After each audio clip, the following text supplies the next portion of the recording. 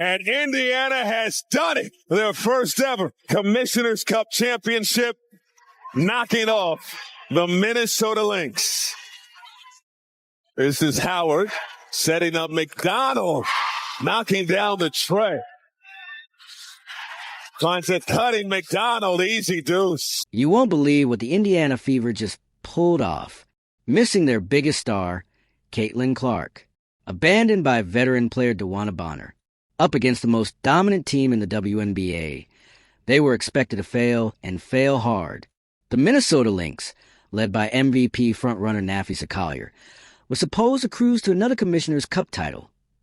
Instead, the Fever delivered a masterclass in heart and determination. Kelsey Mitchell, Aaliyah Boston, and Natasha Howard led a performance that stunned everyone. What happened in that game will completely change how you view this Fever team. And Caitlin Clark, she said 6 words after the game that perfectly summed up what this one means if you support the Fever. Comment, "I've got the fever. Let's go."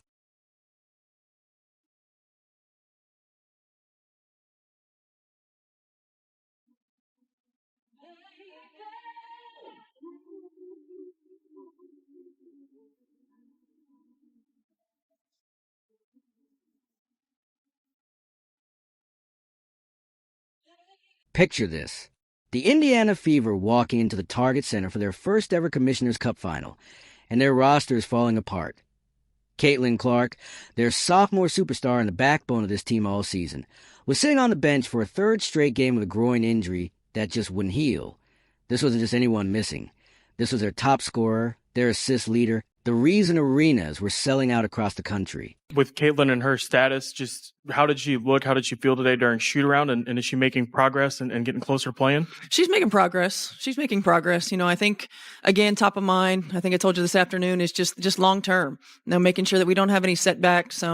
Making progress and feeling good are 2 different things. And we want to make sure that she feels good. We want to make sure that she's confident. We want to make sure that we're not putting her in a position to have any setbacks. And that's the priority right now. But that's not all the Fever were up against. Darius Danas was thousands of miles away playing in the FIBA Mary Cup, leaving yet another gaping hole in their rotation.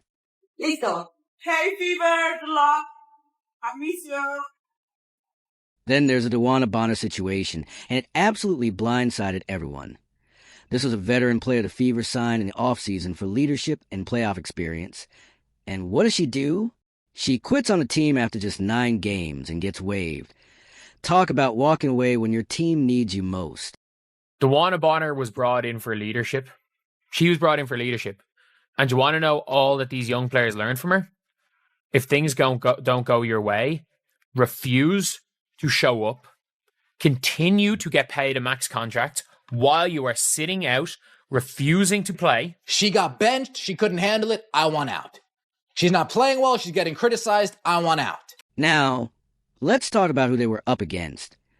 The Minnesota Lynx weren't just good. They were dominant. With a 14-1 record heading into this game, they were the best team in the WNBA.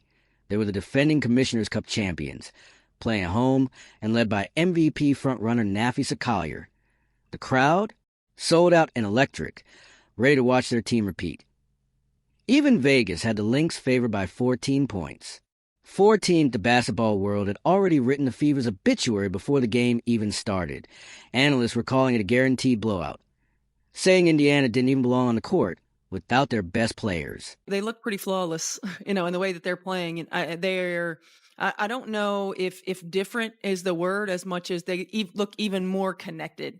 They're a team that was connected a year ago, but really the nuance of having each other's back on the defensive end, of knowing where your teammate's going to be, discipline to coverages, the connectivity that they have on the offensive end of the floor. I mean, the way that they move with and without the ball, the way that the ball moves makes it really tough to cover. I often say that offense is like a dance, and they are flowing, man. They are making music, and there's no doubt about it. So we have to try to be disruptive, and we have to try to take them out of that rhythm. This is where things got really tough for the Fever.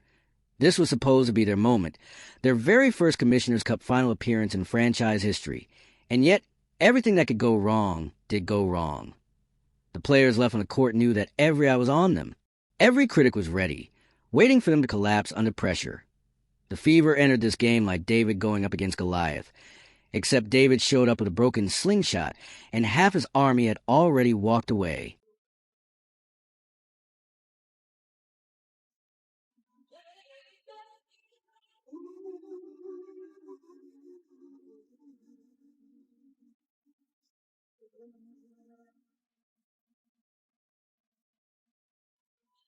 And here's where it got downright ugly.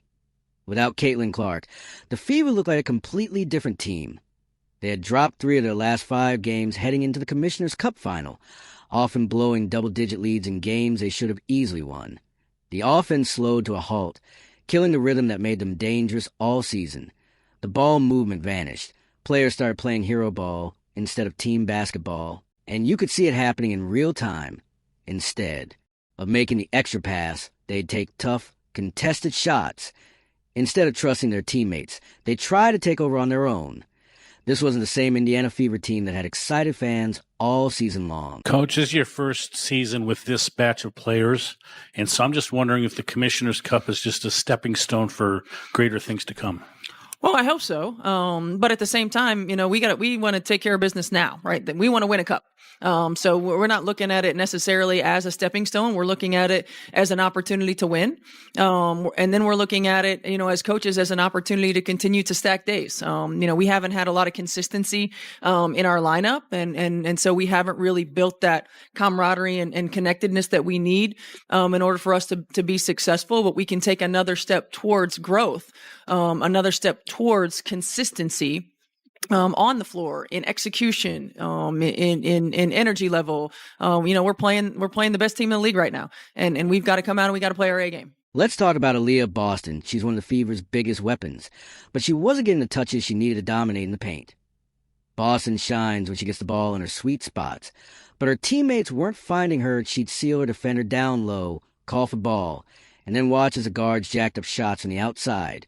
The frustration was visible on her face. The team's entire identity seemed to disappear without their floor general.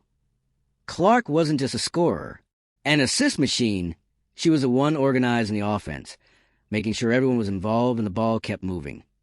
Without her, they looked completely lost on both ends, and their opponents noticed. Now, defenses could load up on Kelsey Mitchell and Aaliyah Boston without worrying about Clark tearing their schemes apart. What are some of the keys that you see as to how exactly you're going to do that, or what you guys need to do to approach the game successfully? Yeah, I think we've got to be disruptive. We've got to make sure that we play with a level of physicality that doesn't allow them to just pass the ball around where everywhere that they want to pass it. So we've got to make sure that we're disruptive.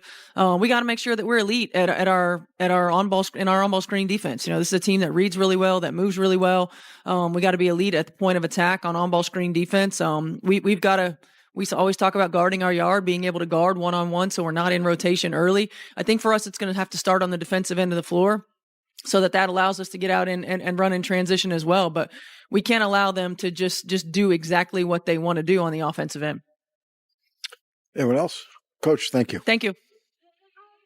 This Commissioner's Cup game turned into a moment of truth for the entire roster. Could they learn how to win without their best player? Could they bring back the ball movement and chemistry that made them special? That internal battle made what happened next all the more unbelievable. Head coach Stephanie White has a motto. She says, pressure is a privilege. You came into the former champion's house and took them down on their home floor. How does it feel to bring Indiana their first championship? It feels great. We knew that we had to come in here with energy. We know that they're a great team and they were going to go on runs. And so for us, it was about containing those runs and then going on our own. What happened next will give you chills. The Indiana Fever decided they were going to take control of their own story. From the opening tip, something had changed. This wasn't the same team that had been fumbling through games without Clark. They came out locked in, firing on all cylinders, determined to win one for their injured star. What gave you the confidence to come in here and take down this team on their home floor? We knew we were capable. God has equipped us. And so for us, it's about coming here and doing what we know what to do. I think the entire game, coach just continued to instill that confidence, continue to tell us take it one possession at a time. And we did that. The game plan was obviously to wall off the paint against you and Tosh, but both of you guys finished with double-doubles. How did you guys get freed up? And for you especially, how'd you get going late in this game? I mean, it started with Tosh. Tosh, that entire first half and even that entire game, just really took it to them, made them have to guard. And so with her attacking from different angles, they had to space out a little bit. And that fourth quarter, I was able to score. And finally, Aaliyah, what are you going to do with your prize money? That's for me to know. Congratulations, lady. Kelsey Mitchell rose to the occasion and completely took over when it mattered most. Right out of the gate, she attacked the basket in the first quarter against the Lynx, putting her offensive skill set on display. She worked to get open from beyond the arc, shooting a deadly 41% from three-point range. Her quick release became a weapon the Lynx simply couldn't defend. Mitchell wasn't forcing anything. She just played her game at an elite level.